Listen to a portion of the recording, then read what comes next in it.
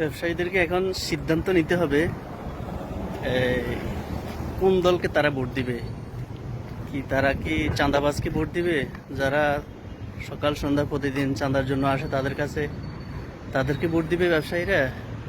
নাকি যারা কোনো খুন খারাপি রাহাজানি করে না, চাঁদাবাজি করে না, ঘুষ খায় না, ওরকম একটা দল দেখে ভোট দিবে? এখন কারওয়ান বাজারের মতো প্রত্যেকটা বাজারের ব্যবসায়ীরা জেগে উঠে দরকার। চাঁদাবাজের বিরুদ্ধে এভাবে সক্রিয় আন্দোলন করা দরকার। পাশাপাশি আগামী নির্বাচনে কোনো চাঁদাবাজ দলকে ভোট দেওয়া যাবে না।